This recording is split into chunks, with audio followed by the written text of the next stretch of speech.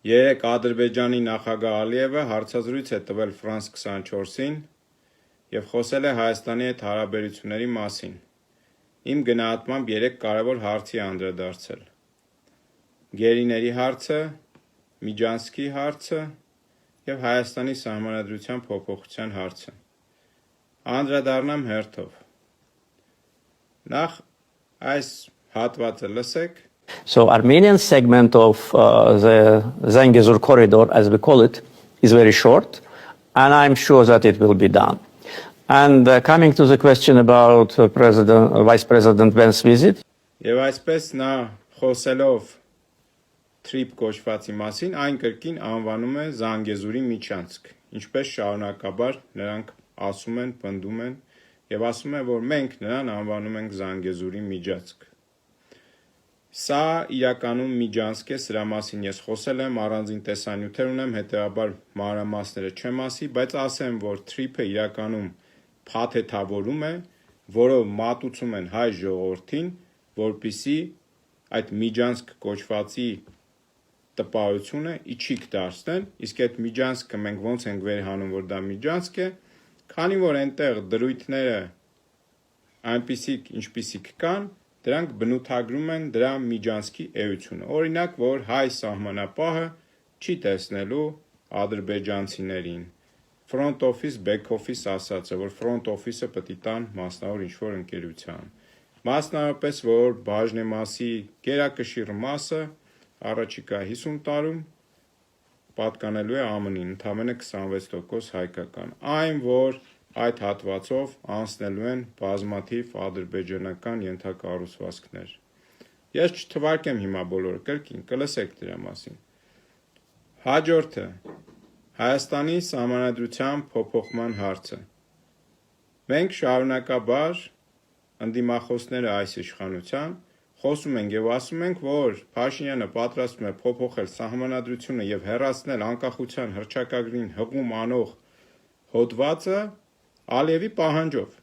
սակայն նրանք ասում են ոչ, այդպես չէ։ Հիմա Ալիևը այս զրույցում, կրկին հիմա հատվածը կտեղադրեմ լսեք,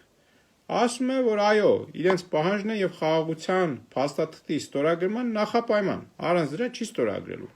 Լսեք։ There'll be no signing of peace agreement. I would divide normalization with formal peace agreement because normalization already takes place. As I said, all these positive developments show that. But Armenian constitution, which was adopted a long time ago, during the times of occupation of Karabakh, it contains a reference to declaration of independence of Armenia, which contains a paragraph that so-called Nagorno-Karabakh and Armenia should unite. So this is a territorial claim to Azerbaijan. Our position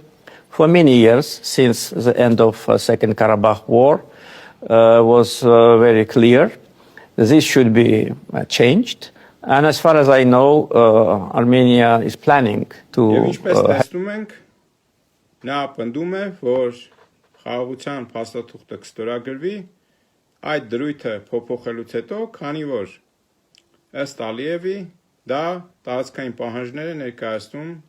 իր պետության հանդեպ։ Արդյոք Ալիևը չգիտի, որ կան բազմաթիվ երկրներ, որոնց անկախության հռչակագրերում այլ պետությունների նկատմամբ նման պահանջներ կան դրված։ Բայց քանի որ աշխարհակարգը տարիներ շարունակ փոփոխվել է եւ այդ երկրները հարաբերություններ են կառուցել, դրանք դարձել են ոչ արդիական, քանի որ անկախության հռչակագրերը իրենք ոչ թե իրավական փաստաթղթեր են, այլ հռչակագրային ոճի, ժողովրդի, կամքի, երազանքների դրսևորման փաստաթղթեր։ Ալիևը շատ լավ գիտի սրա մասին։ Հետեւաբար ինչու է նա շեշտադրում եւ պնդում, որ Հայաստանը պետք է փոփոխի սահմանադրությունը եւ անկախության հռչակագրին հղում անող դրույթները հանի։ Պատճառը նա է, որ Ադրբեջանի նախագահը բավականին խելացի է եւ նա պետություն է կառուցում բառի բուն իմաստով։ Չեղած ժողովրդից պետություն է կառուցում ստեղծելով նոր ժողովուրդ, հայկական պետությունը քայքայլով։ Եվ որպեսզի կարողանա հաջողությամբ այդ ծրագիր իրականացնել, պետք է իր իշխանությունը հարատև սարքի, ինչը անում է Հայաստանի հանդեպ ատելություն գեներացնելով եւ Հայաստանի հանդեպ շարունակաբար անիրագործելի պահանջներ դնելով եւ հայ ժողովրդին ստորացնելով։ Հիմա եթե նրան հաջողվի այս իշխանությանը կամ հաջորդիվ իշխանությունների պարտադրել գործողություններ,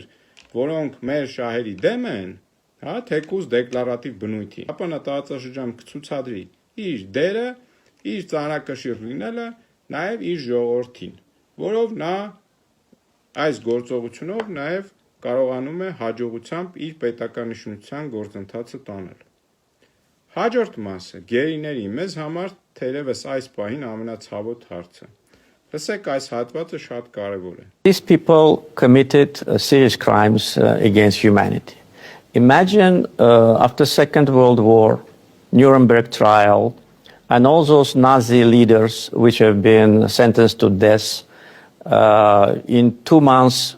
some would come and say, please release them. It's the same for you? Yeah, absolutely. It's even worse. Even worse. The crime was even worse than what Nazis did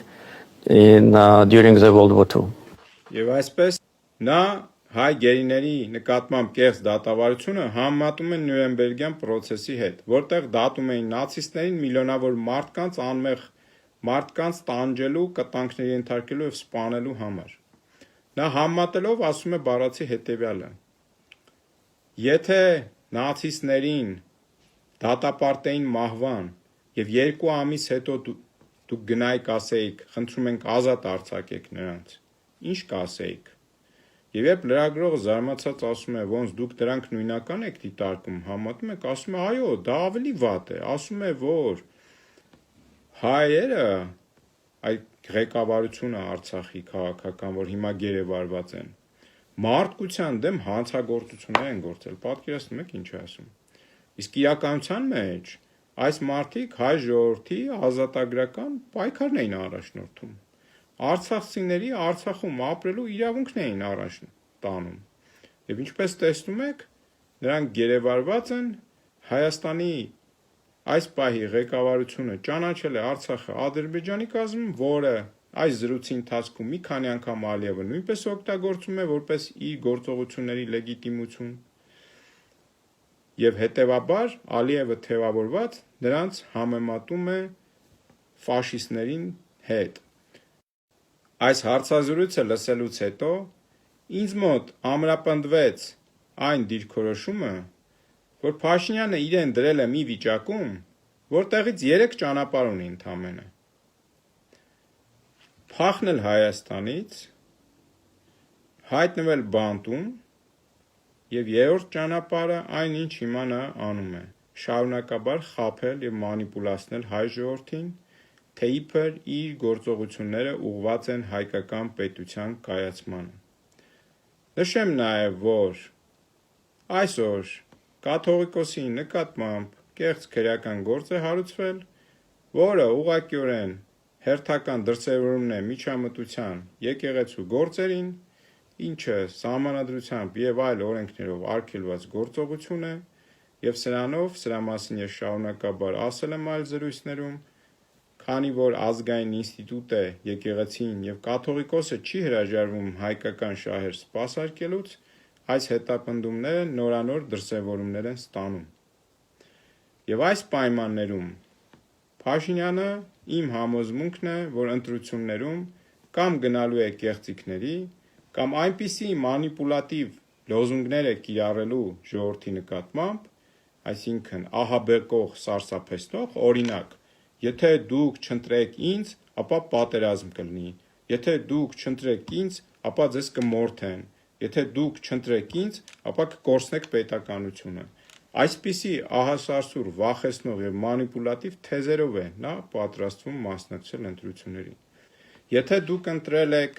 ձեր իրավունքների համար պայքարել ընտրական գործընթացով, խնդրում եմ արեք դա, ես դեմ չեմ իհարկե դրան, բայց լավ իմացեք, որ նշածս կետից միայն 3 ճանապարհ ունեցող մարդը ամենայն հավանականությամբ ձեր ընտրական կամքի դրսևորմամբ իշխանություն չի հանձնելու եւ հետեւաբար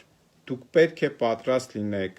ֆիզիկապես փողոցում ներկա գտնվելով ձեր խաղ դրսևորմամբ ձեր կամքը արտահայտել